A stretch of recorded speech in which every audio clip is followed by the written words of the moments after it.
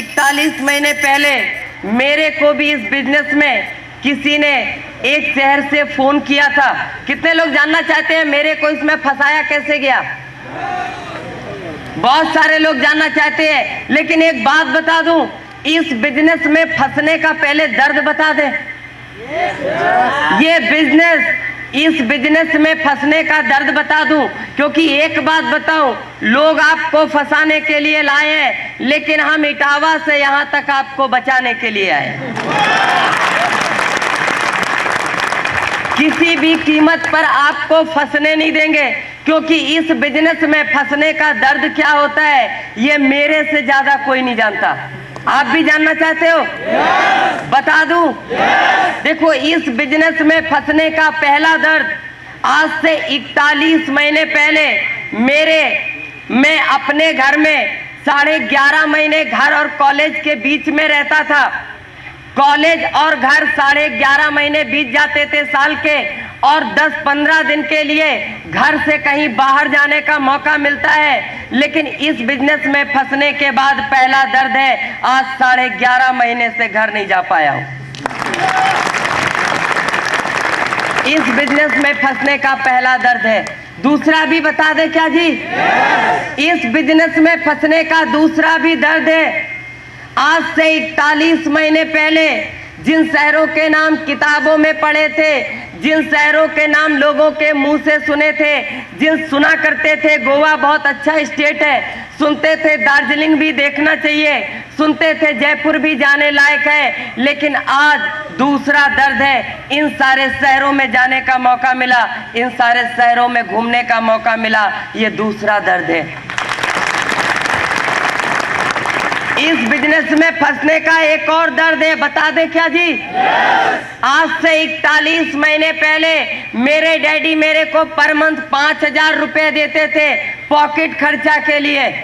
काफी होते हैं ना जी स्टूडेंट के लिए? काफी होते थे। 5,000 रुपए महीने में देते थे। लेकिन इस बिजनेस में फंसने का दर्द है, आज मेरे डैडी मेरे को 5,000 महीने में नहीं देते, लेकिन आरसीएम हर महीने पल्सर खरीदने की इनकम देता है। इस बिजनेस ने एक और दर्द दिया है। बता दे जी? जानना चाहते हैं? भगवान न करे ये दर्द दुश्मन को भी मिले। बता दूं? इस बिजनेस ने जो सबसे बड़ा दर्द दिया है वो सिर्फ इतना है कि आज से 41 महीने पहले मेरे शहर के लोग मेरे डैडी के नाम से मेरे को जानते थे, आज हिंदुस्तान के लोग मेरे नाम से मेरे डैडी को जानते हैं। सबसे बड़ा दर्द है।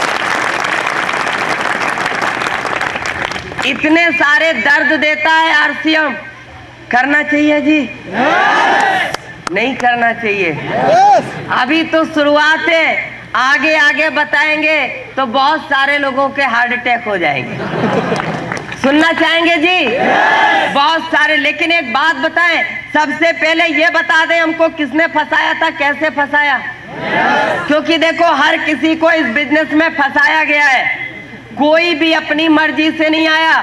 और मेरे को जिस इंसान ने फंसाया था वो यूपी के first technical achiever doctor Ghanshyam Yadav जी।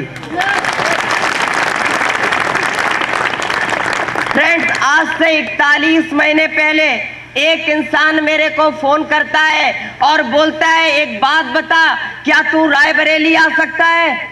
यूपी का एक दूसरा डिस्ट्रिक्ट है रायबरेली, सुना है ना नाम? मेरे को रायबरेली बोलता है आ सकता है। मैंने कहा मेरे को नहीं आना।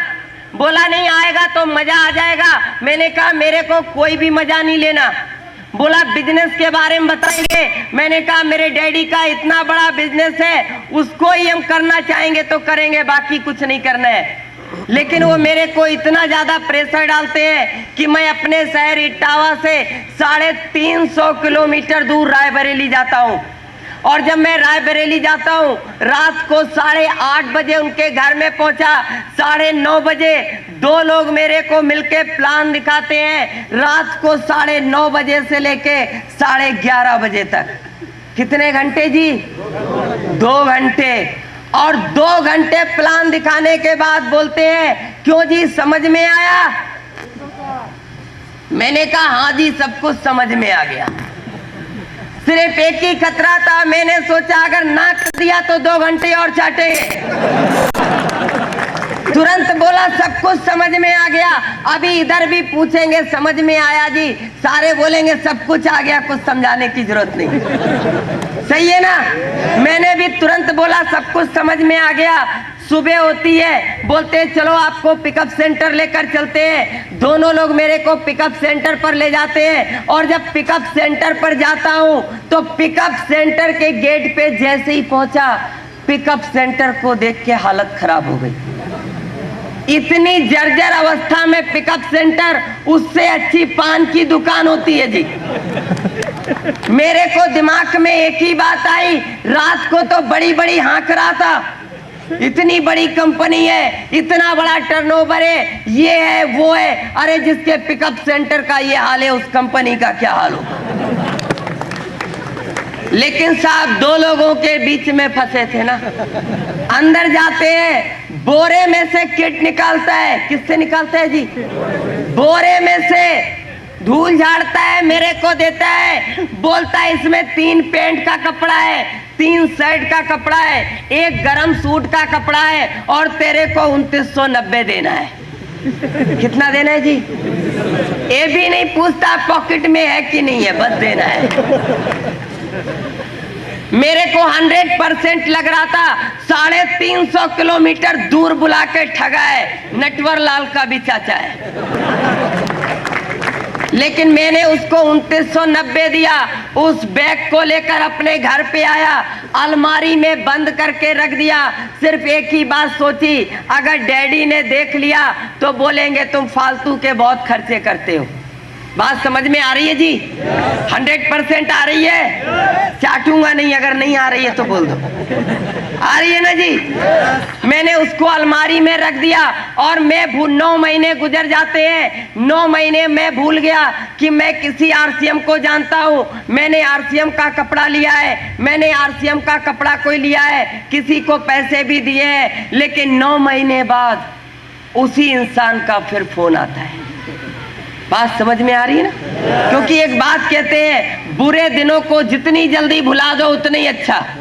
तो मैं भी 9 महीने तक भूल गया, लेकिन उस इंसान का फिर से फोन आता है और मेरे को बोलता है यार एक बात बता, क्या फैजाबाद आ सकता है?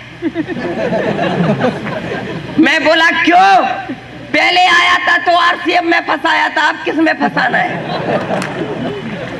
बोला नहीं यार, आरसीएम के बारे में डिटेल में बताना है। मैंने कहा जब शॉर्ट में बताया था तो 2990 लिया था, डिटेल में कितना लेगा?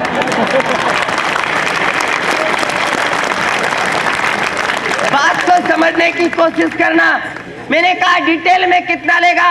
बोला नहीं यार तुम समझते नहीं हो। हिंदुस्तान के पहले डिस्ट्रीब्यूटर मिस्टर बीसी छाबड़ा जी, जिनको हिंदुस्तान भागचंद छाबड़ा जी के नाम से जानता है,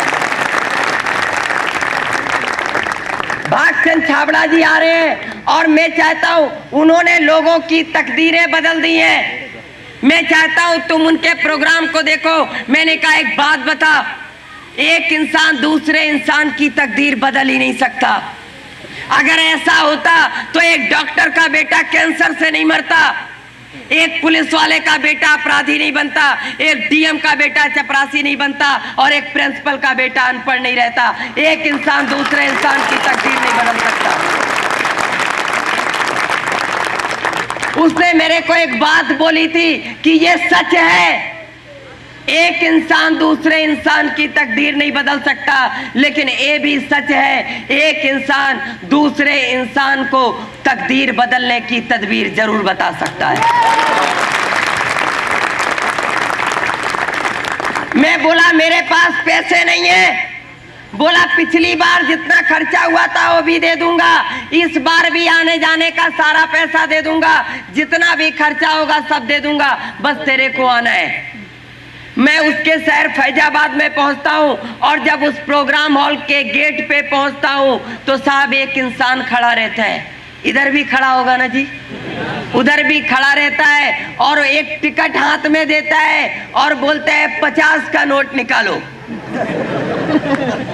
मेरे को एक ही बात समझ में आई, कि पिछली बार देखने सुनने का पैसा नहीं लगा था, अब की तो गेट से ही शुरू हो गए, अंदर क्या होगा? 100% समझ में आ रही है? 100%। सोचो आपको 100% समझ में आ रही है, मेरे को खाली 3 बात समझ में आई थी। आप कहां तक जा सकते हो? सोचने वाली बातें। और 3 घंटे में सिर्फ 3 बात समझ में आई थी। बता दूं क्या बात समझ में आई थी? पहले घंटे में मेरे को पहली बात समझ में आई थी, छाबड़ा साहब बोल रहे थे कि 17 से 18 लाख लोग आरसीएम का कपड़ा पहन चुके हैं, आरसीएम के डिस्ट्रीब्यूटर बन चुके हैं, और जब तक 1 करोड़ लोगों को आरसीएम का कपड़ा नहीं पहना दूंगा तब तक चैन से नहीं बैठूंगा। मेरे को पहली बात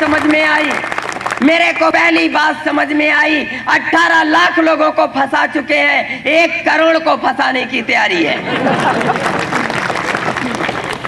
लेकिन दूसरे घंटे में छाबड़ा साहब बोल रहे थे, उनके बोलने का तरीका अच्छा लग रहा था, उनके बात करने का स्टाइल अच्छा लग रहा था, उनके समझाने का सलीका अच्छा लग रहा था, और दूसरे घंटे में दूसरी बात मेरे को समझ में आती है, अरे ये तो खाली 1 करोड़ फंसा पाएंगे, अगर इनके जैसा बोलना मेरे को आ जाएगा मैं 8-10 करोड़ फंसा लूंगा। लेकिन फ्रेंड्स, आखिरी घंटे में जो बात मेरे को समझ में आई थी उसने मेरी सोच को बदल दिया, मेरी जिंदगी को बदल दिया, मुझे फर्श से अर्श तक पहुंचा दिया। आखिरी बात भी बता दूं क्या? जानना चाहते हैं? आखिरी में मेरे को सिर्फ एक बात समझ में आई थी कि अगर मैं आरसीएम नहीं कर सकता तो हिंदुस्तान में कोई नहीं कर सकता, अगर मेरे को आरसीएम से रॉयल्टी टेक्निकल नहीं आ सकता तो हिंदुस्तान में किसी को भी नहीं आ सकता। 3 घंटे के प्रोग्राम के बाद होटल में छाबड़ा साहब से मुलाकात होती है, उनसे बहुत सारी बातें होती हैं, और उनसे मिलने के बाद मैं वापस अपने शहर में आता हूं। एक कागज पे मैंने 100 लोगों के नाम लिखे थे। कितने के जी? 100 लोगों के नाम लिखे थे, और 1 महीने के अंदर 100 लोगों को प्लान दिखाया था। कितनों को जी? 100 को। और मेरे को एक ही आंसर मिला था। बता दूं? मेरे को सिर्फ एक ही आंसर मिला था, नो, मैं नहीं कर सकता, मेरे को नहीं करना, तू फंस गया, मेरे को मत फंसा, मैं तेरे जैसा बेवकूफ नहीं हूं। उल्लू समझ रखा है क्या? मेरे को ये आंसर मिले थे, और मैं सच कहता हूं, अगर 10-20 लोग मना कर दे तो क्या होगा जी? क्या होता है आपका? है जी? हौसला पर अच्छों की हवा निकल जाती है जी।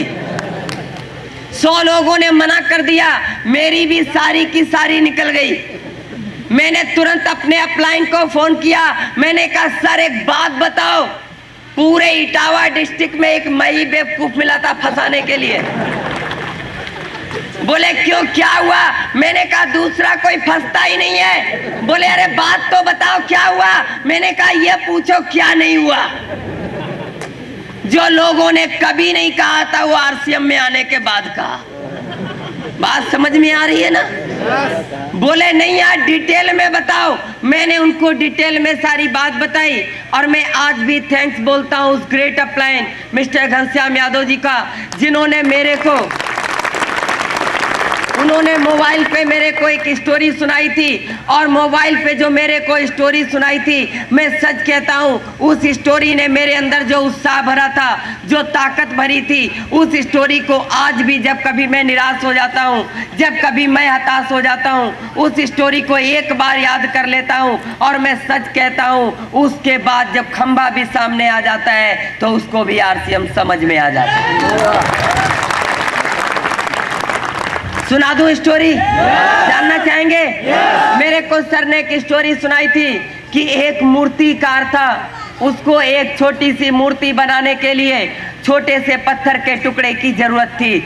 वो एक बड़े से पत्थर के पास जाता है और उस पत्थर पे 100 बार हथौड़ी से चोट करता है, लेकिन पत्थर का टुकड़ा नहीं टूटता।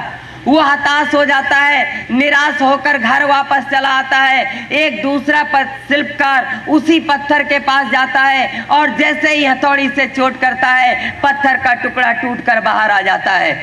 बात ये नहीं थी कि पहले शिल्पकार के हाथों में ताकत नहीं थी, बात ये भी नहीं थी कि पहले शिल्पकार के हथौड़ी में पावर नहीं थी, बात ये भी नहीं थी कि पहले शिल्पकार का इरादा मजबूत नहीं था। बात सिर्फ इतनी सी थी कि वो पत्थर 100 चोटें सह चुका था, बस एक की जरूरत थी।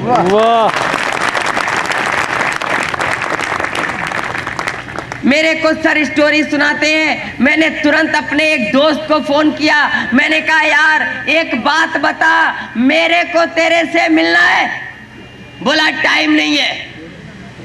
मैंने कहा नहीं यार मैं मिलना ही चाहता हूं। बोला यार जब टाइम ही नहीं है तो मिलेंगे कैसे। मैंने कहा एक साल में 365 दिन होते हैं जी, एक महीने में 30 या 31 दिन होते हैं, एक हफ्ते में 7 दिन होते हैं और एक दिन में 24 घंटे होते हैं। मेरे को तेरे से सिर्फ 1 घंटे के लिए मिलना है। कितना जी? 1 घंटे के लिए मिलना है। बोला यार मैं टाइम निकाल ही नहीं पाता हूं।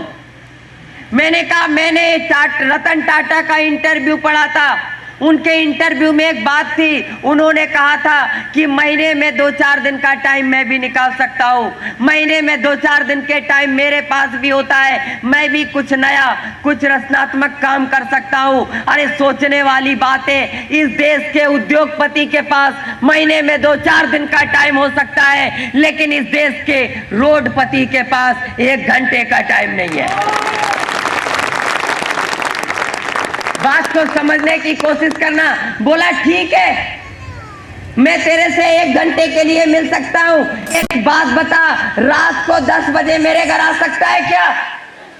सोचने वाली बात है। मैं चंबल घाटी का रहने वाला हूं। कितने लोगों ने नाम सुना है जी चंबल घाटी का? बहुत सारे लोगों ने सुना है। तो मैं चंबल घाटी का रहने वाला हूँ। रात को 9 बजे के बाद लोग अपने घर का गेट नहीं खोलते, भले ही मेहमान आ जाए। और वो मेरे को बोलता है रात को 10 बजे मेरे घर आ सकता है क्या? उसके घर से मेरा घर 10 किलोमीटर दूर है। मैंने मन में एक ही बात सोची, तेरे को फंसाना है। 10 बजे क्या, रात को 12 बजे भी आ जाऊंगा।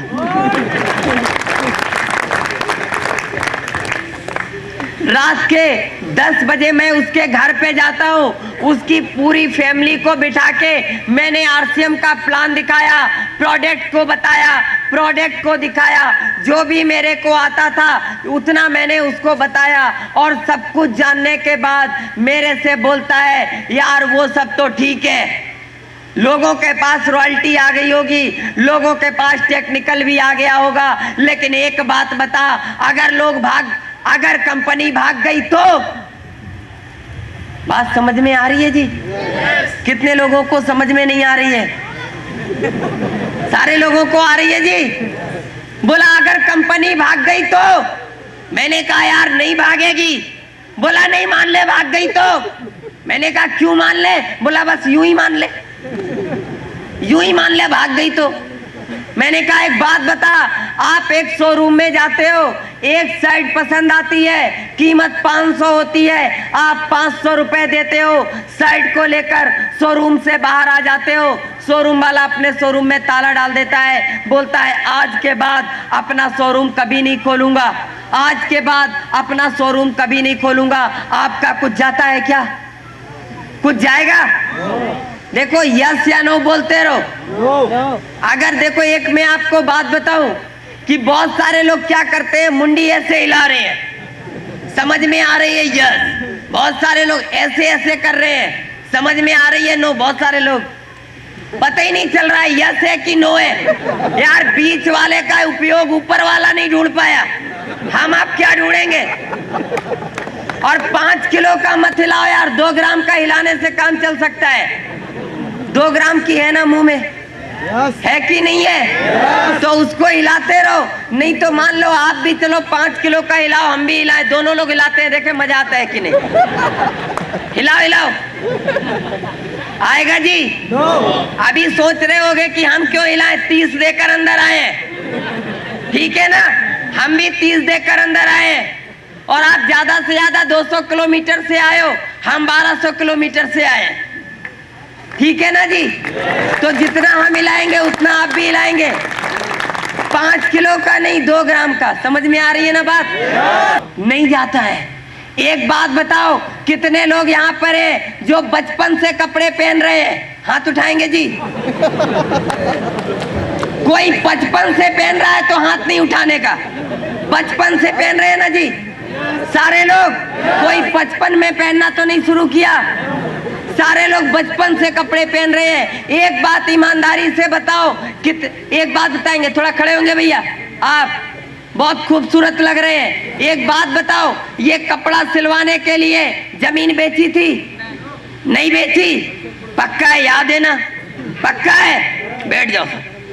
अच्छा, आप थोड़ा खड़े होंगे, लेटे क्यों है सर जी? बैठ जाइए आराम से, खड़े होंगे थोड़ा। ये कपड़े पहनते हो, उधार मांग के लाए हो जी? उधार तो नहीं मांगा ना? लोन लिया था बैंक में इस कपड़े को पहनने के लिए? लोन भी नहीं लिया? सच बोल रहे हो कि झूठ बोल रहे हो? इसने लोन लेके भी कपड़े नहीं खरीदे। बैठ जाओ। अच्छा, एक बात बताओ, गांव के साहूकार से, महाजन से किसने कर्जा लेके पैंट शर्ट खरीदा? कोई है क्या? नहीं है। बात को समझने की कोशिश करना कि पैंट शर्ट खरीदने के लिए कर्जा नहीं लेना पड़ता, बैंक से नहीं लेना पड़ता, प्राइवेट नहीं लेना पड़ता, खेत नहीं बेचना पड़ता। किसी ने मकान गिरवी रखा क्या पैंट शर्ट बनवाने के लिए? आज तक नहीं रखा। सोचने वाली बात है। अगर आप आरसीएम का कपड़ा पहनोगे तो क्या कुछ बेचना पड़ेगा जी? नहीं बेचना पड़ेगा। आप कपड़े लोगे और पैसे दोगे, कपड़े घर में आ जाएंगे। लेकिन ईमानदारी से एक बात बताओ, आपने कपड़े घर में रख लिए, अगर कंपनी भाग गई तो आपका कुछ जाएगा? नहीं जाएगा। लेकिन सोचने वाली बात है, fashion shooting private limited company के मालिक मिस्टर त्रिलोक चंद छाबड़ा जी, जिन्होंने अगस्त 2000 में आरसीएम बिजनेस की शुरुआत की। इसकी किट का कपड़ा भीलवाड़ा के अंदर बनता है, इसके सलवार सूट का कपड़ा, इसकी साड़ियों का कपड़ा सूरत के अंदर बनता है, इसके खाने पीने के आइटम जयपुर के अंदर बनता है, कॉस्मेटिक का सामान सिलवासा के अंदर बनता है। कई हजार करोड़ रुपया का माल अभी हमारे गोदामों में पड़ा हुआ है। कई 100 करोड़ रुपए का माल हमारे ट्रांसपोर्टों पे पड़ा रहता है। कई 100 करोड़ रुपए का माल हिंदुस्तान के डिपो पिकअप सेंटर और आरसीएम बाजार में पड़ा रहता है। आपको 1 रुपए का शैम्पू देने से पहले कंपनी को कई करोड़ रुपए इन्वेस्टमेंट करने पड़ते हैं। ये पहली हिंदुस्तान की ऐसी कंपनी है, दुनिया की पहली ऐसी कंपनी है जिसके ऊपर 1 रुपया भी गवर्नमेंट का कर्जा नहीं है। दुनिया की पहली ऐसी कंपनी है जिसके ऊपर 1 रुपया भी प्राइवेट फाइनेंस नहीं है। जरा सोच कर बताओ, अगर कंपनी भाग जाएगी तो आपका तो कुछ नहीं जाएगा, लेकिन मिस्टर टीसी छाबड़ा जी सड़क पर आ जाएंगे। कंपनी भागेगी क्या जी? भागेगी जी? भाग सकती है? फिर वही बात आती है, वो सब तो ठीक है, चलो मान लिया नहीं भागेगी, लेकिन मेरे 2 नहीं बने तो? क्यों जी? अगर मेरे 2 नहीं बने तो? मैंने कहा यार बन जाएंगे, सबके बन जाते हैं। बोला नहीं, मान ले मेरे नहीं बने तो? मैंने कहा यार मेरे को 2 मिल गए, निषाद सर जी को 2 मिल गए, लालमणि जी को 2 मिल गए, तेरे को भी मिल जाएंगे। बोला नहीं, मान ले मेरे नहीं बने तो? मैंने कहा यार रिश्तेदारों को बताना। बोला मान ले रिश्तेदारों ने मेरी बात नहीं मानी तो? मैंने कहा दोस्तों को बताना। बोला मान ले दोस्तों ने भी मेरी बात नहीं मानी तो? मैंने कहा यार दुनिया में तेरी इतनी तो इज्जत होगी कि 2 लोग तेरी बात मान ले। बोला मान ले मेरी इतनी भी इज्जत नहीं है तो?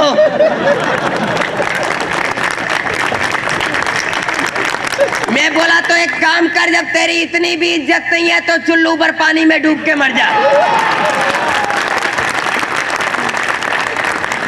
अरे यार सीधी सी बात है, जिस आदमी की इतनी भी इज्जत नहीं है उसको मर जाना चाहिए। और गारंटी है मेरी, मरने के बाद 4 मिल जाएंगे, कंधा देने आएंगे। और लिख कर जाना, उन 4 में से 2 आरसीएम में आ जाएंगे। अरे जीते जी अपनी तकदीर नहीं बना सकता, मरने के बाद बच्चों की तकदीर बना के जाओ। बोला चलो ठीक है, मैंने मान लिया, मेरे 2 बन गए, उन दोनों के भी 2-2 बन गए। उन दोनों के भी दो दो बन गए, उन दोनों के भी दो दो बन गए। ऐसे तो एक दिन पूरे डिस्ट्रिक्ट के लोग ज्वाइन हो जाएंगे। जो लास्ट में आएगा उसका दो किधर से आएगा? मैं बोला कोई बात नहीं, अपन अपने डिस्ट्रिक्ट से बाहर चलेंगे। यूपी में और भी डिस्ट्रिक्ट है। बोला मान ले सारे डिस्ट्रिक्ट के लोग ज्वाइन हो गए, पूरा यूपी ज्वाइन हो गया, जो लास्ट में आएगा वो दो कहां से लाएगा? मैं बोला कोई बात नहीं, अपन यूपी से बाहर चलेंगे, बिहार चलेंगे, झारखंड चलेंगे, पंजाब चलेंगे, हरियाणा चलेंगे, गुजरात चलेंगे, बंगाल चलेंगे, आसाम चलेंगे। बोला मान ले सारे स्टेट के सारे लोग ज्वाइन हो गए, पूरा हिंदुस्तान ज्वाइन हो गया, जो लास्ट में आएगा उसका दो कहां से लाओगे? अभी अपना ठिकाना नहीं था, अभी पूरा इंडिया ज्वाइन हो गया तो मैं बोला कोई बात नहीं, अपन एशिया में चलेंगे। बोला मान ले पूरा एशिया भी ज्वाइन हो गया तो मैं बोला यार यूरोप में भी कंपनी पहुंच जाएगी। बोला मान ले पूरा यूरोप भी ज्वाइन हो गया तो मैं बोला अपन अफ्रीका, अमेरिका, ऑस्ट्रेलिया महाद्वीप में चलेंगे। बोला मान ले पूरी दुनिया ज्वाइन हो गई, दुनिया में कोई भी नहीं बचा, जो लास्ट में आएगा ना वो दो कहां से लाएगा? मैं बोला ऐसा तो हो ही नहीं सकता। बोला क्यों नहीं हो सकता? मैंने कहा नहीं हो सकता। बोला क्यों नहीं हो सकता? मैंने कहा देखो ऊपर वाले ने दुनिया को बनाया है और ऊपर वाले को दुनिया को चलाना भी है। अगर सारे लोग आरसीएम में आ जाएंगे तो सारे लोग लखपति करोड़पति बन जाएंगे। अरे जब सारे लोग लखपति करोड़पति बन जाएंगे तो रिक्शा कौन चलाएगा? बात को समझने की कोशिश करना। आने वाले समय में कुछ लोग आरसीएम में आएंगे, कुछ लोग नहीं आएंगे, कुछ लोग लखपति बनेंगे, कुछ लोग करोड़पति बनेंगे और कुछ लोग खाली पत्नी के ही पति रह जाएंगे। लेकिन एक बात की गारंटी है, आने वाले समय में जो लोग आरसीएम कर रहे हैं वो लोग भी कार पे होंगे और जो लोग नहीं कर रहे हैं वो लोग भी कार पे होंगे। फर्क सिर्फ इतना सा होगा, जो लोग कर रहे हैं वो कार के पीछे की सीट पे होंगे और जो लोग नहीं कर रहे हैं वो लोग ड्राइविंग सीट पे होंगे।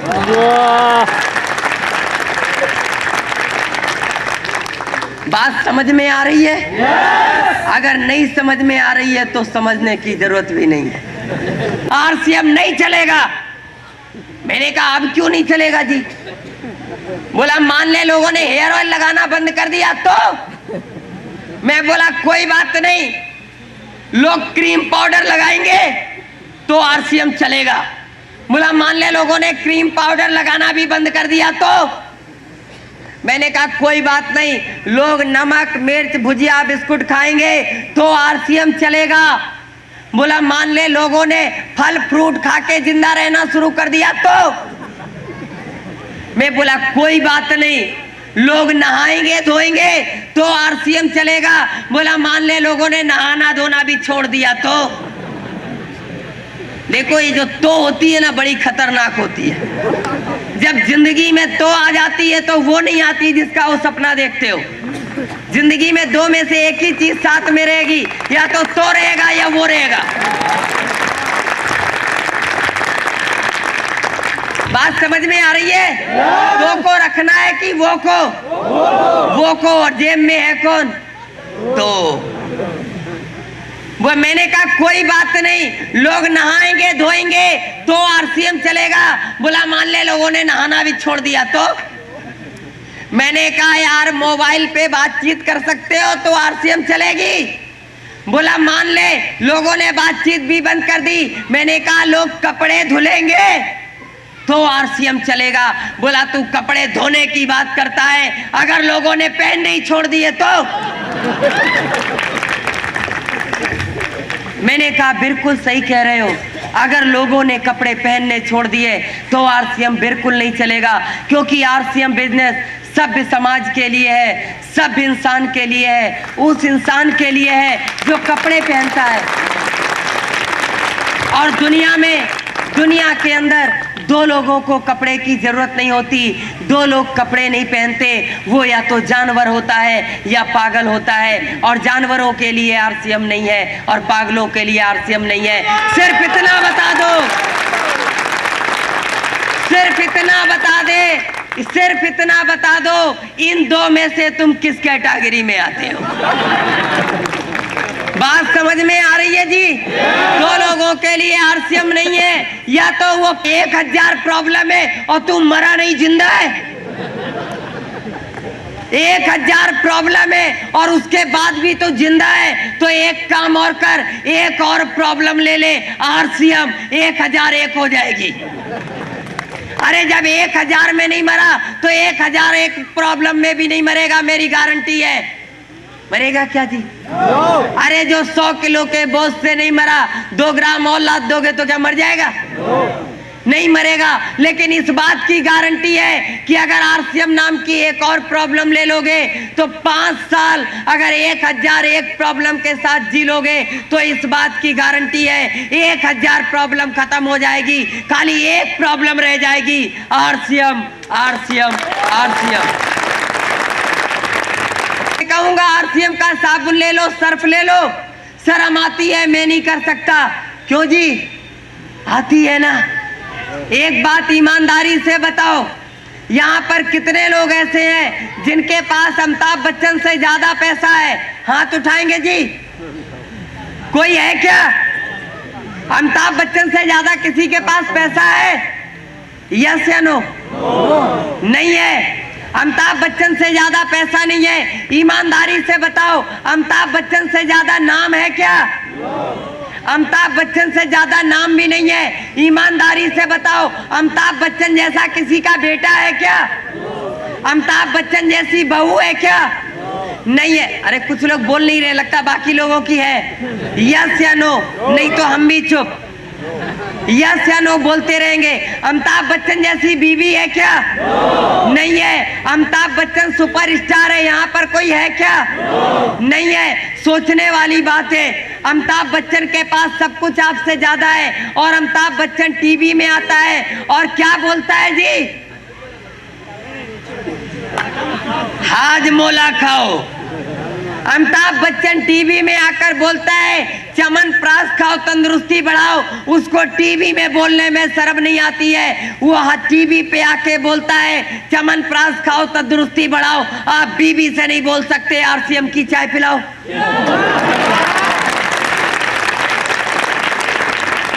बात को समझने की कोशिश करना। अमिताभ बच्चन को शर्म नहीं आती और हमको शर्म आती है।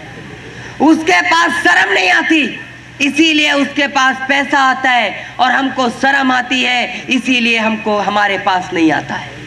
उसको शर्म नहीं आती, उसको सफलता मिलती है, हमको शर्म आती है, इसीलिए हमको सफलता नहीं मिलती। बात समझने की कोशिश करना।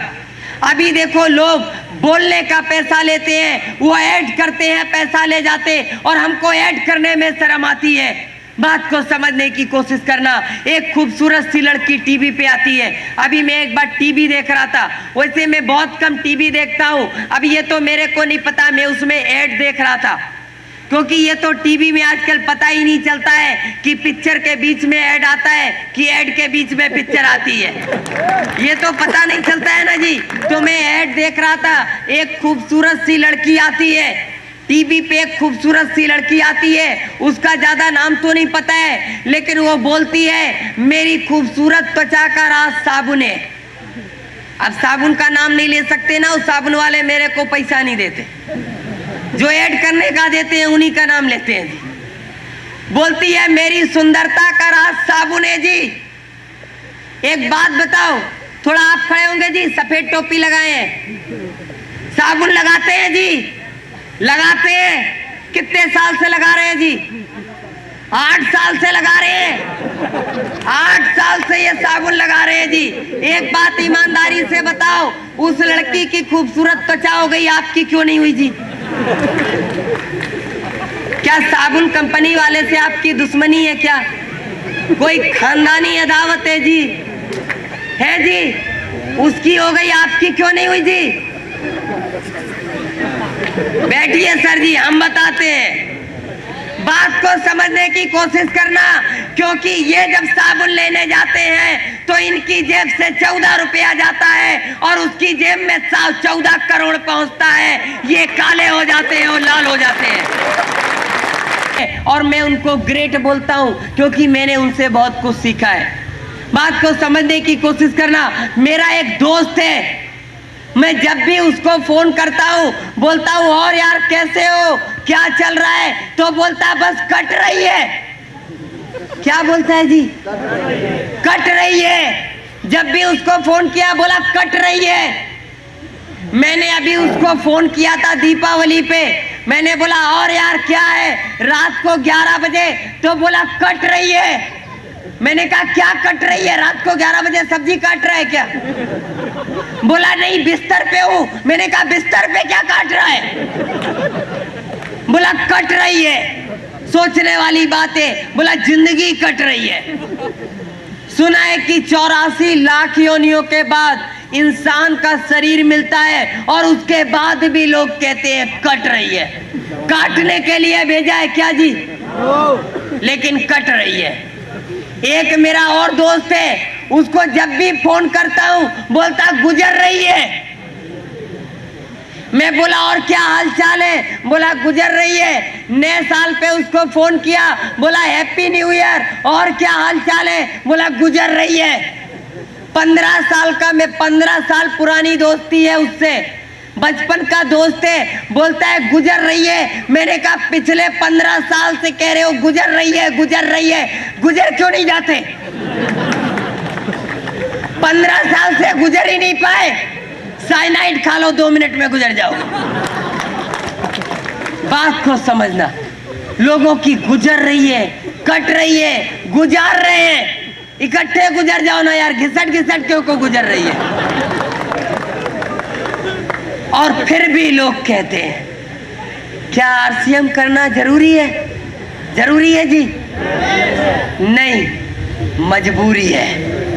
क्योंकि लोगों की कट रही है, हमको काटनी नहीं है। लोगों की गुजर रही है, हमको गुजारनी नहीं है। वो कैसे दिखते हैं मेरे को नहीं पता, लेकिन अपने को झक्कास रहना है, अपने को बिंदास रहना है।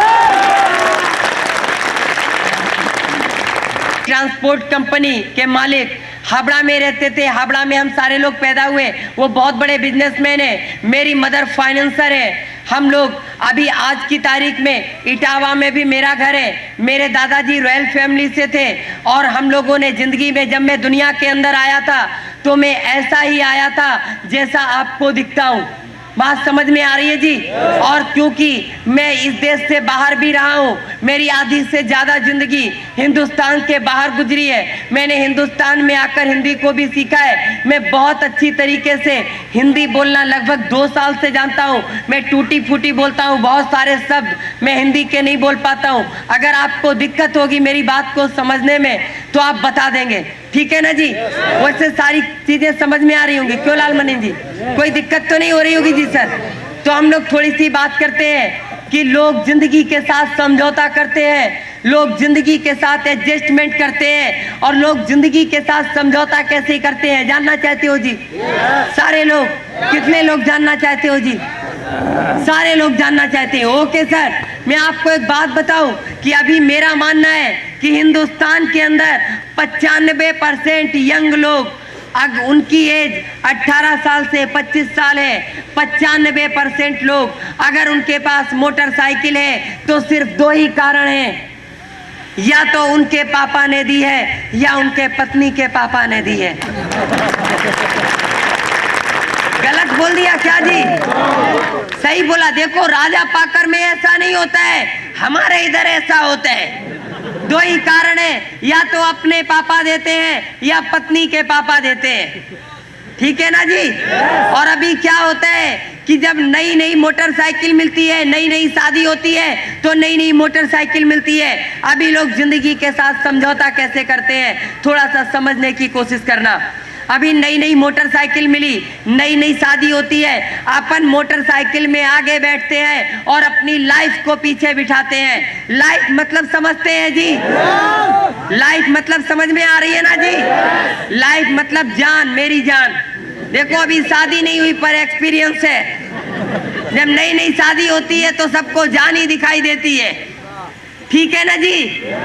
अभी अपन आगे बैठते हैं और अपनी लाइफ को पीछे बिठाते हैं और उसके बाद जिंदगी में एक ही गाना चलता है कि जिंदगी एक सफर है सुहाना। बहुत मस्ती से जिंदगी चल रही होती है और 2-3 साल गुजर जाते हैं, एक नया आइटम दुनिया में आ जाता है। नया आइटम समझ में आ रही है ना जी? सारे लोगों को आ रही है जी? एक नया आइटम दुनिया में आ जाता है। अभी थोड़ा सा सीन बदलता है और सीन के साथ सॉन्ग भी बदलता है। अभी अपन आगे बैठते हैं और आइटम को बीच में बिठाते हैं और अब लाइफ हो जाती है। क्या होती है जी? लाइफ हो जाती है। और लाइफ के बाद वाइफ हो जाती है। वाइफ को पीछे बिठाते हैं और उसके बाद जिंदगी में एक ही गाना चलता है, 100 साल पहले हमें तुमसे प्यार था। अभी शक है कि नहीं है, लेकिन 100 साल पहले था, गारंटी है। और अभी थोड़ा सा जिंदगी में और परिवर्तन आता है, 2-3 साल और गुजरते हैं, पहला वाला आइटम बड़ा हो जाता है और दूसरा वाला दुनिया में आ जाता है। और आप क्या करते हैं? देखो लोग एडजस्टमेंट कैसे करते हैं, समझने की कोशिश करना। पहले वाले आइटम को टंकी पे बिठाते हैं, फिर अपन बैठते हैं, फिर दूसरे वाले आइटम को बीच में बिठाते हैं और अब पत्नी हो जाती है। क्या हो जाती है जी? पत्नी हो जाती है। पत्नी को बोलते हैं ऐसा कर, आधा सीट पे आधा कैरियर पे।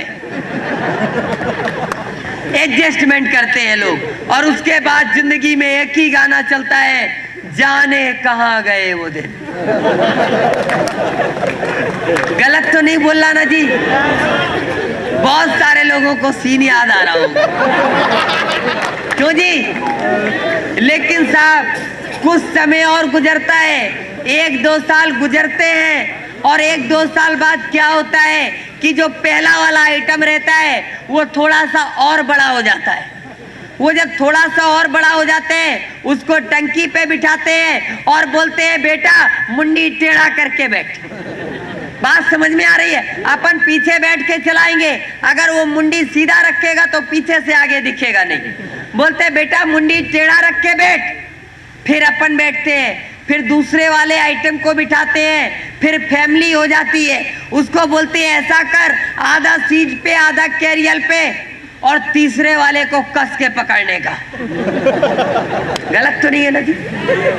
और उसके बाद जिंदगी में जो गाना चलता है वो हमेशा चलता है, वो पूरी जिंदगी भर चलता है और तब तक चलता है जब तक ऊपर से कंफर्म रिजर्वेशन का टिकट नहीं आ जाता। पता है जी क्या चलता है? उसके बाद जिंदगी में एक ही सीन चलता है कि मैं रो पड़ता हूं जब गुजरा जमाना याद आता है। बहुत सारे लोगों को याद आ रहा होगा गुजरा जमाना। आ रहा है जी? देखो बात को समझने की कोशिश करना। लोग जिंदगी के साथ एडजस्टमेंट करते हैं, लोग जिंदगी के साथ समझौता करते हैं, लोग जिंदगी के साथ जीते हैं। बात को समझने की कोशिश करना। जब मोटरसाइकिल की जरूरत थी तब मोटरसाइकिल थी, जब कार की जरूरत थी तभी भी मोटरसाइकिल है, और जब मिनी बस की जरूरत है तभी भी मोटरसाइकिल है। लोग जिंदगी को जी नहीं रहे हैं, लोग जिंदगी को काट रहे हैं। बात को समझने की कोशिश करना। लोग एडजस्टमेंट कर रहे हैं, लोग समझौते कर रहे हैं और उसके बाद भी कहते हैं क्या आरसीएम करना जरूरी है? क्यों जी? सारे लोग जिंदा हैं क्या? हम समझे कि सारे लोग सुसाइड कर रहे हैं। देखो यार, बोलते चालते रहोगे ना तो मेरे को लगेगा जिंदा हो जाते हैं। उसके बाद आलू को छांटा जाता है, बड़ा बड़ा आलू एक तरफ, मीडियम आलू एक तरफ और एकदम छोटा छोटा छर्री आलू एक तरफ। ठीक है ना जी? ऐसे और उसको बाजार में बेचते थे। लेकिन उसी गांव में एक किसान था, जब सारे लोग आलू छांट के तैयार होते थे तब तक वो अपना आलू बाजार में बेच के घर आ जाता था। सारे किसान बड़े परेशान कि ये अपना आलू इतनी जल्दी छांट कैसे लेता है, जबकि खोदने हम लोगों के साथ ही जाता है, एक साथ खोद के लाता है, फिर ये छांट कैसे बेच के कैसे चलाता है। सारे किसान उस किसान के पास जाते हैं और बोलते हैं भैया एक बात बताओ, तुम्हारा आलू इतनी जल्दी छट कैसे जाता है? वो बोलता है जी मैं कुछ नहीं करता, मैं आलूओं को खोदता हूँ, बैलगाड़ी में लादता हूँ और गांव की सबसे खराब सड़क से होते हुए बाजार में जाता हूँ। और जब बैलगाड़ी हिलती डुलती है, बहुत सारे धक्के लगते हैं, बहुत सारे झटके लगते हैं, तो उन दोचियों में क्या होता है, बड़ा बड़ा आलू सबसे ऊपर आ जाता है, मीडियम आलू बीच में आ जाता है और छोटा आलू सबसे नीचे चला जाता है। बात को समझने की कोशिश करना। Same RCM. जब बुरा वक्त आता है, बुरी परिस्थिति आती है, कठिन से कठिन दौर आता है, कठिन से कठिन हालात आते हैं, जो लोग लड़ते रहते हैं, जो लोग करते रहते हैं, वो लोग आरसीएम में रॉयल्टी, टेक्निकल और रूबी स्टार पे जाते हैं। और जो लोग रुक जाते हैं, जो लोग थम जाते हैं, वो यहाँ से बाहर हो जाते हैं। और एक मैं आपको बात बता दूं, इस देश को छोटे आलू टाइप के लोगों की जरूरत नहीं है, इस समाज को भी ऐसे लोगों की जरूरत नहीं है। आप अपने परिवार से पूछ लेना, छोटे आलू टाइप के लोगों की जरूरत नहीं है, तो आरसीएम को भी ऐसे लोगों की जरूरत नहीं है। आरसीएम उन लोगों का बिजनेस नहीं है जिनके पास दिल ही नहीं है। आरसीएम उन लोगों का बिजनेस है जिनके पास कलेजा है। बात समझ में आ रही है जी? पहली बार आप लोगों से मुलाकात है, थोड़ा सा अपने बारे में बता दे जी। थोड़ा सा कितने लोग जानना चाहेंगे जी? पहली मुलाकात है, क्यों सर जी? डिटेल अपनी भी डिटेल हो जाए, क्योंकि पहली मुलाकात है और पहली मुलाकात में एक बार परिचय पूरा होना चाहिए। क्यों जी? मैं आपको बता दूं, मैं वेस्ट बंगाल हावड़ा में पैदा हुआ था। मैं जैसा दिखता हूँ, मैं दुनिया के अंदर ऐसा ही आया था। और जब मैं दुनिया के अंदर आया था, उसके बाद से दुनिया के बड़े बड़े डॉक्टरों ने मेरा इलाज किया, दुनिया में कई देशों के डॉक्टरों ने मेरा इलाज किया, और मेरा 9 साल तक मेरी जिंदगी हॉस्पिटलों में बीती। और उसके बाद मैं अपने घर पे आया था, जब सारे डॉक्टर्स ने इस बात को मना कर दिया कि नहीं ठीक कर सकते, उसके बाद मैं अपने घर पे आया था। मैं दुनिया का सबसे निगेटिव इंसान था, और शायद मेरे जैसा निगेटिव इंसान दुनिया के अंदर नहीं था। मैं हमेशा निगेटिव ही सोचता था, सिर्फ और सिर्फ निगेटिव सोचता था, और इतना निगेटिव सोचता था कि आज मैं बता नहीं सकता।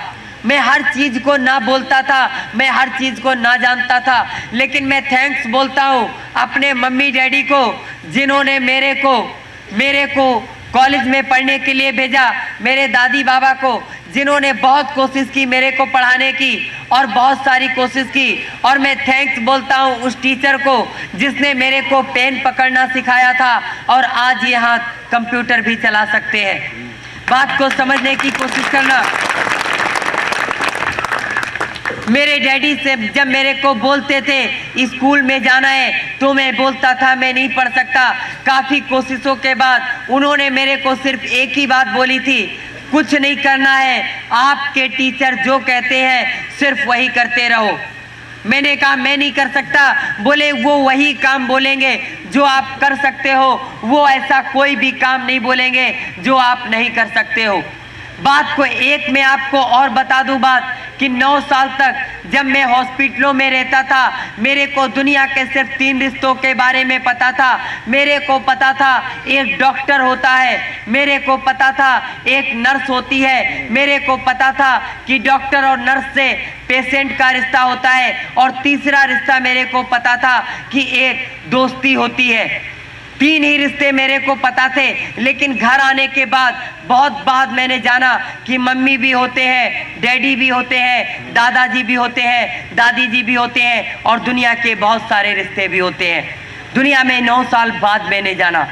जब मैं स्कूल जाता था तो जो मेरे टीचर कहते थे मैं करता था।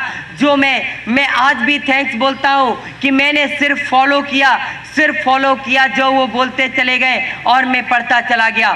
लेकिन मेरे अंदर से बहुत सारी नेगेटिविटी नहीं गई। मैं बहुत सारा नकारात्मक बातें सोचता था, मैं बहुत ज़्यादा नो सोचता था, मैं बहुत ज़्यादा नहीं सोचता था। बात को समझने की कोशिश करना। एक बार मेरे घर में सफाई हो रही और उसमें बहुत सारे सामान घर से बाहर रखे होते हैं, और एक टेबल पर एक बहुत खूबसूरत डायरी रखी थी, बहुत ही खूबसूरत डायरी थी। और बस उस डायरी को देखकर मैं यूं ही उसके पन्ने को पलटने लगा। मेरे डैडी की डायरी थी और मैं उसको पढ़ने लगा। जब मैंने उसको पढ़ना शुरू किया तो उस डायरी में एक डेट थी 15 फरवरी। 15 फरवरी उसमें डेट लिखी हुई थी और मैंने उस पन्ने पर मेरे डैडी ने लिखा था कि कल डॉक्टर ने डिलीवरी की डेट दी है, मेरा पहला बेटा दुनिया में आने वाला है और जब मेरा बेटा दुनिया में आएगा मेरा दो ही सपना है, या तो मैं उसे बहुत बड़ा बिजनेसमैन बनाऊंगा, मेरे से भी बड़ा बिजनेसमैन बनेगा, या फिर वो पायलट बनेगा। ये मेरे डैडी का सपना था। जब मैंने उस पन्ने को पलटा उसमें अगली डेट लिखी हुई थी, अगले पन्ने पे सिर्फ एक बात लिखी हुई थी, सिर्फ एक लाइन लिखी थी कि आज मेरा सपना टूट गया। क्या लिखा था जी? आज मेरा सपना टूट गया।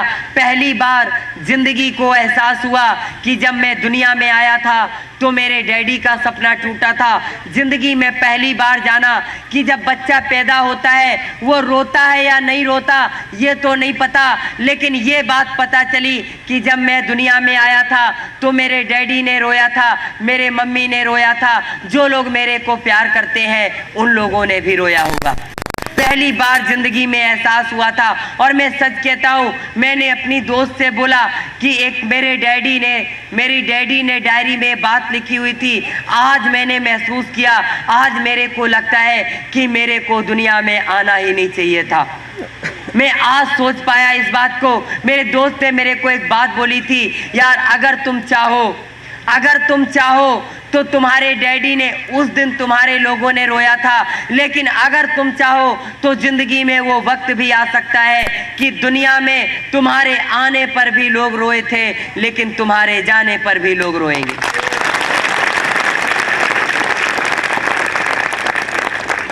मैं सच कहता हूँ, उस दिन के बाद मेरे दिमाग की सोच बदलनी शुरू हुई। बहुत ज़्यादा मैं नहीं कहता कि मैं पॉजिटिव हो गया, लेकिन मैंने अपनी एजुकेशन में मन लगाया और उसके बाद मैंने सेल्स की ट्रेनिंग ली, मैंने प्रैक्टिकल साइकोलॉजी की ट्रेनिंग ली, मैंने ट्रेनिंग देना शुरू किया।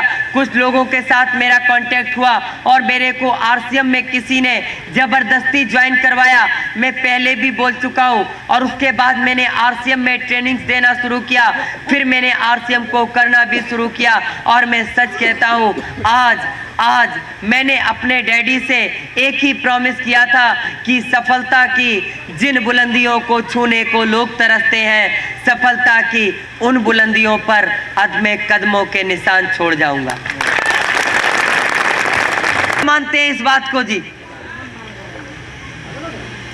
जानते सारे लोग हैं, मानते भी सारे लोग हैं, पर करते सारे लोग नहीं। यस या नो सर? करते नहीं है सारे लोग। और मैं आपको एक बात बताऊं, एक बार मैं बीसी साहब का प्रोग्राम देख रहा था और बीसी साहब ने एक बात बोली थी कि अगर आपको जिंदगी में कुछ हासिल करना है, कुछ बड़ा हासिल करना है, तो एक काम करो।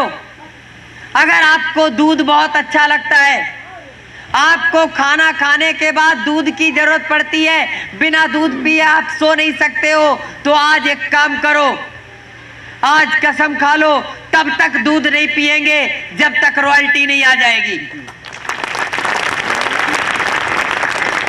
बात को समझने की कोशिश करना। उन्होंने कहा था, जो चीज आपको सबसे प्यारी लगती है, आप कसम खा लो कि उस चीज को उस दिन तक नहीं छुओगे जब तक आपको कोई पिन नहीं मिल जाती, आपको रॉयल्टी टेक्निकल नहीं मिल जाता, कुछ नहीं मिल जाता। बात को समझने की कोशिश करना। मैंने भी एक बात को सोचा था और मैंने अपने सर जी को बोला था, अपनी ग्रेट अपलाइन को बोला, मैंने उनसे प्रॉमिस किया था कि सर जी उस दिन तक मैं अपने घर नहीं जाऊंगा जब तक मेरे को एमराल्ड स्टार नहीं आ जाएगा। क्योंकि मैं एक बात बताऊं, दुनिया में सबसे ज्यादा अच्छा मुझे अपना घर लगता है। बताऊं, ऐसा कुछ भी नहीं है, ऐसा कुछ भी नहीं है। एक बात को ध्यान से अपने दिमाग में नोट कर लेना, चाहे कॉपी पे नोट कर लेना, चाहे दिल में नोट कर लेना, लेकिन आज मेरी बात को नोट कर लेना कि बिगड़े हुए हालात की तस्वीर बदल सकती है। बिगड़े हुए हालात की तस्वीर बदल सकती है। बस से बदतर हाल में तकदीर बदल सकती है। मानता हूँ किस्मतें, मानता हूँ मैं खुदा किस्मतें लिखता है मगर, मानता हूँ मैं खुदा किस्मतें लिखता है मगर, आदमी अगर चाहे ले तहरीर बदल सकती है, तहरीर बदल सकती है, तहरीर बदल सकती है। बात को समझने की कोशिश करना। बात समझ में आ रही है जी? 100% आ रही है जी? अब एक बात बताओ, जो लोग फंसे नहीं है जी, अब वो लोग बोलेंगे आरसीएम में फंसना चाहिए जी, हैं जी? कितने लोगों ने किताब पढ़ी है जी? थोड़ा ईमानदारी से हाथ उठाना, और हाथ उठाने से पहले सोच लेना, क्योंकि सर जी ने पूरी इजाजत दे दी, खूब ढंग से ठुकाई पिटाई। क्यों जी? तो सर जी सोच समझ के हाथ उठाइएगा। कितने लोगों ने पढ़ी है? जीतने वाले कुछ नया नहीं करते, हर काम को नए ढंग से करते। किसी ने पूरा उठाया, किसी ने आधा उठाया। अच्छा, आधा पढ़ा है वो आधा उठाएगा, पूरा बाद का बिजनेस है।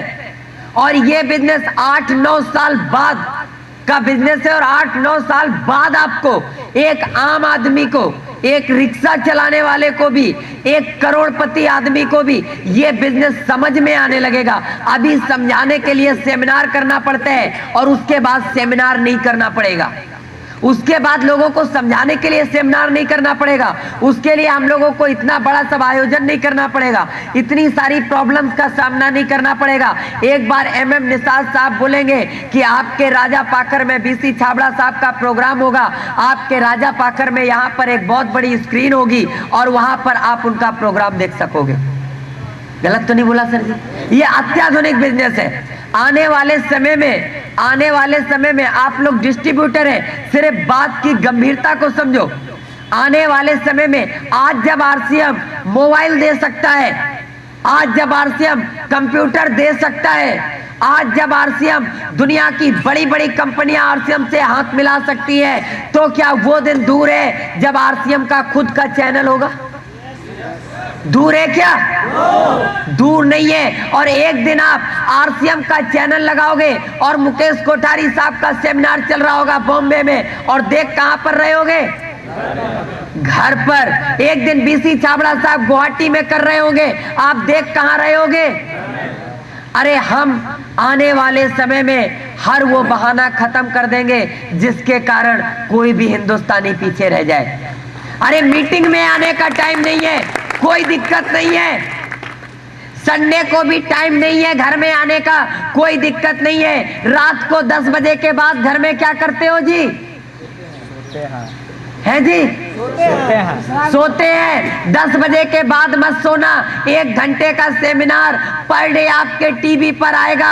RCM का कोई ना कोई लीडर बोलेगा, अपने दोस्तों को फोन कर देना, यार घर पे तो सोते हो, 1 घंटा और जग के प्रोग्राम देख लो। क्यों जी? कैसा लग रहा है? लग रहा है कि हम लोग हवा हवाई बात कर रहे हैं। हवा हवाई बात लगती है, आज लगती है। जब TC छाबड़ा साहब कपड़ा लेकर आए थे, मैं इस कंपनी में, जब मैं कंपनी में विजिट करने जाता हूं, तो अक्सर मेरा एक और काम है कि मैं महीने में एक बार उस समय कंपनी में जाता हूं जब वहां पर भीड़ नहीं होती है।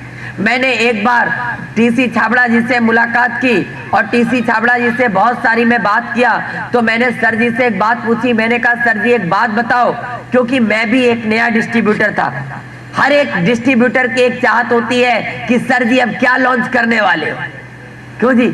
सर जी यही तो पूछते हैं, अब क्या क्या आने वाला है। मैंने भी सर से पूछा, सर जी एक बात बताइए, अब RCM और क्या क्या लाने वाला है? तो पता है मेरे को आंसर क्या मिला था? जानना चाहते हैं जी? उन्होंने मेरे को एक आंसर दिया था आज से 1.5 साल पहले। एक आंसर दिया था, एक इंसान होने के नाते जो भी आपकी जरूरत है वो RCM पूरी करेगा, और एक बिजनेसमैन होने के नाते जितनी भी आपकी जरूरतें हैं वो भी RCM पूरा करेगा। और क्या चाहिए? साधु जी, आज तक किसी ने ट्रेनिंग प्रोग्राम में बात बताई, लेकिन मैं आपको आज सिखाने नहीं आया। आज हमारी पहली मुलाकात है, और जो टीचर पहली मुलाकात में सिखाने लगता है ना, उससे स्टूडेंट लोग पढ़ते नहीं है। ठीक है ना। जब दोबारा आएंगे तो लोग कहेंगे सेमिनार तक देखना है, ट्रेनिंग में तो बिल्कुल नहीं बैठना है। सही है ना। तो आज मैं आपको महसूस कराने आया हूं, पहले उस चीज को महसूस करो और उसके बाद आप आरसीएम को कर पाओगे, दिल से, दिमाग से और आत्मा से। तो मैंने वहां पर मिश्रा जी से मुलाकात की, बीके मिश्रा जी। मैंने उनसे पूछा, मैंने अशोक श्रीवास्तव जी से बात की, उसके बाद मैंने अनूप गौड़ जी से बात की, मैंने अशोक दीक्षित जी से बात की, और सारे लोगों से जब मैंने बात की तो पता है मेरे को आरसीएम के बारे में क्या बताया गया? बता दे जी। मेरे को बताया, उन सारे लोगों ने जो बात बताई थी अलग अलग, मैं आपको टोटल उसका बता देता हूं क्या थी। उन्होंने बोला था कि टीसी छाबड़ा जी ने जब बोला कि ऐसे ऐसे हम एक बिजनेस करना चाहते हैं, तो वो अपनी बात पे अड़े थे। उन्होंने अपने भाइयों से बात की तो पता है उनके भाइयों ने भी मजाक उड़ा दिया। किसने जी? भाइयों ने भी मजाक उड़ा दिया। बोले अरे ऐसा कहीं होता है। घर में जब बात की तो बोले इतना अच्छा खासा फैशन शूटिंग प्राइवेट लिमिटेड का काम चल रहा है, अमेरिका जैसे देश में हमारा कपड़ा निर्यात होता है। आज हम भारत की टॉप 10 कंपनियों में एक है, शूटिंग्स में टॉप 10 में एक है, और दिमाग खराब है ये सब करने का। उन्होंने भी घर से विरोध सहा। कहां से शुरुआत हुई जी विरोध का? घर से। और घर से ही होती है। जिसके रास्ते में कांटे घर से बिछाए जाते हैं, यकीन मानो उन कांटों को झेल लेना, ये दुनिया आकर उन कांटों को हटा लेगी, उनकी जगह फूलों को बिछा देगी। बोला मेरे को करना है, मेरे को करना है, और मैंने जो सोचा है ऐसा हो सकता है। जब दुनिया में हो सकता है तो इंडिया में क्यों नहीं हो सकता, हिंदुस्तान के अंदर क्यों नहीं हो सकता। काफी उन्होंने बात की, और जब उन्होंने बीसी छाबड़ा साहब से बात की तो बीसी जी ने पता क्या बोला? अब नहीं मानते हो तो चलो हम तुम्हारा सहयोग कर देंगे। क्या बोला जी? नहीं मानते हो तो हम तुम्हारा सहयोग कर देंगे। और जितने उनके ऑफिस के वर्कर थे वो लोग आपस में यही बोलते थे, लगता है टीसी साहब का फिर गया है। क्या जी? माथा। जब भी कोई नया काम करता है, कोई नया काम करता है, कोई ऐसे काम को करने की तैयारी करता है जिसको दुनिया नहीं समझती। जिसने टेलीफोन का आविष्कार किया उसको दुनिया ने पागल कहा, जिसने बल्ब को बनाया उसको दुनिया ने बेवकूफ कहा, जिसने इस दुनिया को कंप्यूटर दिया उसका लोग नाम भी नहीं जानते, जिसने माइक्रोसॉफ्ट बनाया। बात को समझने की कोशिश करना, उन लोगों को बेवकूफ और पागल कहा जाता है जो दुनिया के अंदर नया आविष्कार करते हैं। और आरसीएम हिंदुस्तान के अंदर टीसी छाबड़ा साहब का आविष्कार है। फैशन शूटिंग प्राइवेट लिमिटेड के उसी ऑफिस में जहां आज आप जाते हो जी, वहीं पर वो ऑफिस था। एक उद्घाटन किया गया, और शहर के, चूंकि वो भी एक बहुत बड़े बिजनेसमैन थे, छाबड़ा ग्रुप ऑफ इंडस्ट्रीज एक बहुत सम्मानित परिवार था हिंदुस्तान के अंदर। बहुत सारे बिजनेसमैनों को भी बुलाया गया और उसका नारियल फोड़ा गया। और सबसे पहले ज्वाइन पता किसको करवाया गया है जी? उस ऑफिस के केसी छाबड़ा, बीसी छाबड़ा, वो सब तो मजबूरी थी। क्या मालूम अपना पैसा भी ना दिए हो। बहुत सारे भाई लोग घर में ज्वाइनिंग करवा देते हैं जी, है जी? आपकी वाइफ ज्वाइन है? पैसा वाइफ ने दिया था कि आपने? शायद ऐसे ही सिस्टम हो, ठीक है ना जी। बहरहाल उस ऑफिस के लोगों को ज्वाइन करवाया गया जबरदस्ती, और ऑफिस वालों ने इसलिए ज्वाइन किया कि नौकरी करनी है तो चलो ज्वाइन कर लेते हैं। गलत तो नहीं बोला ना साहब? ये उन लोगों के शब्द थे जो लोग वहां पर आज भी हैं। और उसके बाद आरसीएम की शुरुआत हुई साहब, धीरे धीरे बिजनेस बढ़ा। और सर 6 पैंट के कपड़े थे। कितने थे जी? 6 पैंट के पीस से बिजनेस शुरू हुआ। और जब बिजनेस शुरू हुआ एक बड़ा खासा अच्छा खासा ग्रुप बना। और पता है क्या होता था? कभी कभी बीसी छाबड़ा जी का भी चेक 0 हो जाता था। क्यों? क्योंकि हर महीने लोग ज्वाइन नहीं हो पाते थे, बड़ी प्रॉब्लम आ रही थी। और एक समय ऐसा आया जब सारे लोगों ने हथियार डाल दिए कि नहीं, ये नहीं हो सकता, ये नहीं हो सकता, बिल्कुल नहीं हो सकता, कभी नहीं हो सकता। लेकिन एक इंसान ने उस वक्त भी हथियार नहीं डाले, उसको कहते हैं टीसी छाबड़ा जी। क्योंकि उनका मानना था कि इंसान अगर चाहे तो तहरीर बदल सकता है। भले ही खुदा किस्मत लिखते हैं, लेकिन इंसान लिखे हुए को बदल सकता है। ये इंसान के अंदर काबिलियत होती है, बस आपको पहचानने की जरूरत है, बात को समझने की। कल की एनिवर्सरी की सीडी देखी है किसी ने जी? है जी? किसी ने देखी है जी? दिखाने लायक कुछ ऐसा नहीं था जो हम आज दिखा सकते। बस इतना था, पहला सेमिनार, पहला जो इसका एनिवर्सरी था भीलवाड़ा में मनाया गया। बिजनेस उठ रहा था, गिर रहा था, सारे लोगों से बाहर में जाना। और दुनिया का सबसे कठिन काम आज आपको करना है, दुनिया का सबसे कठिन काम आपको करना है। और अगर ये काम आप कर लोगे तो इस बात की गारंटी है, चाहे हमारी आपकी मुलाकात अगर 1 साल बाद भी होगी, चाहे 6 महीने बाद होगी, लेकिन इस बात की गारंटी है कि आज आपका जो भी बिजनेस है उससे कम से कम वो बिजनेस जितना भी आपका है उससे कम 10 से 20% जरूर बढ़ जाएगा। 100% 10 से 20% जरूर बढ़ जाएगा, इस बात की गारंटी है अगर फॉलो करोगे तो। लेकिन बहुत सारे लोग सोचते हैं, लिख लेते हैं, वो डाउनलाइन नहीं आई है उसको सिखा देंगे, ऐसा भी लोग करते हैं। डाउनलाइन को सिखाने के लिए नहीं बोल रहा मैं, पहले मैं आपको सीखने के लिए बोल रहा हूं। पहले कोई भी चीज है, पहले आप करोगे, मैं आपको सिखाने नहीं आया। आपको निसार सर जी ने कुछ भी नहीं सिखाया आज तक 4 साल में, क्योंकि वो भी बोलते हम सीख रहे हैं, हम भी बोलते हम सीख रहे हैं, बीसी छाबड़ा साहब भी बोलते सीख रहे हैं, सुरेंद्र साहब भी बोलते सीख रहे हैं, मुकेश कोठारी भी बोलते सीख रहे हैं। यार जब सारे के सारे स्टूडेंट हैं तो मास्टर तो कोई है ही नहीं ना। एक स्टूडेंट दूसरे स्टूडेंट को सिखा सकता है क्या? नहीं, सिर्फ बता सकता है। और आपको इस बिजनेस में सिर्फ इतना करना है, जो भी आपने नोट किया है, आपकी जो भी डाउनलाइन है, उसको बताना नहीं है, सिखाना भी नहीं है, उसको करके दिखाना है।